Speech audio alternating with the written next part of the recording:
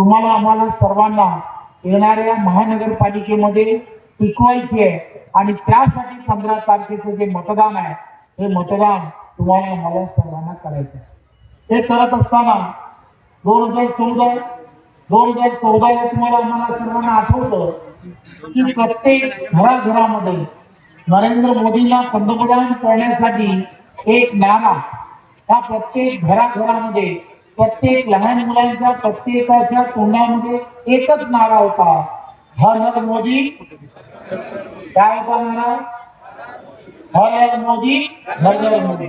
अशाच पद्धतीने भारतीय जनता पार्टीचे आपण सर्व कार्यकर्ते, केंद्रातले आपलं सरकार, एनडीएचं आपलं सरकार असेल, महाराष्ट्रातलं आपलं देवेंद्रजींच्या नेतृत्वातलं असणारं सरकार, महायुतीचं सरकार ज्या ताकदीने काम करत आहे, त्यामुळे आपणही आपल्या सर्व कार्यकर्त्यांनी घरोघरी हा नारा पोहोचवला पाहिजे. आपण काय म्हटलं पाहिजे? आपण सर्वांनी घरोघरी जाऊन कमळ हे विजयी कसं होईल यासाठी आपली महानगरपालिका कमळ निशाणी समोर आपण सर्वांनी निवडून देण्यासाठी आपण सर्वांनी सर्वतोपरी प्रयत्न करणं हे गरजेचं आहे.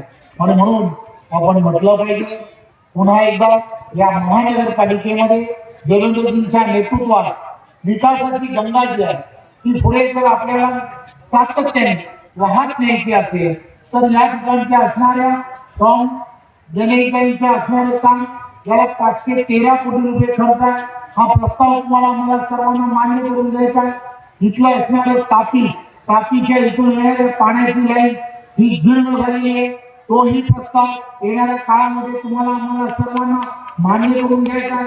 अशा प्रत्येक जी जलसुविधा जी आहे, ही जलसुविधा ज्या प्रत्येक याला गतिमान जर तुम्हाला आम्हाला सर्वांना करायचं असेल तर तुमची आमची भाजपा सर्वांची हा नारा जो आहे हा आपण सर्वांपर्यंत नेणं हे अत्यंत गरजेचं आहे. भारतीय जनता पार्टीचा कार्यकर्ता संघटनात्मक दृष्ट्या इथे असणारी आपली ताकद, बूथवरती असणारी आपली ताकद ही एकत्र करायची आहे. प्रत्येक बूथ हा 51% लढाई घेऊन आपल्याला 50% जास्त मतदान कसं पडेल यासाठी आपण सर्वांनी प्रयत्न करणं हे अत्यंत गरजेचं आहे. मला अभिमान आहे, मला आठवतं देवेंद्रजींच्या वाढदिवसाच्या निमित्ताने आम्ही सर्वांनी एक सेवाभावी वृत्तीने एक संघटन ही सेवा आणि या सगळ्या विषयासाठी रक्तदान करण्याचं आपण सर्वांनी योजलं आणि या शहराने विक्रमी रक्तदान करण्याचं काम हे या धुळे शहराने केलं होतं हे मला सांगायला आनंद होतो.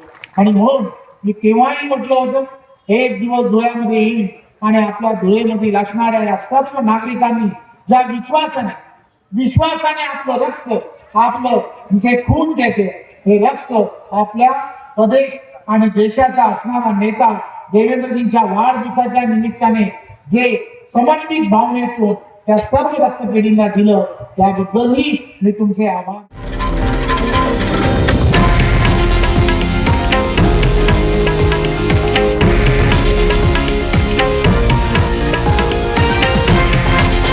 हे आहे देशातील नंबर 1 न्यूज नेटवर्क आणि आपण पाहत आहात TV9 मराठी, एकमेव.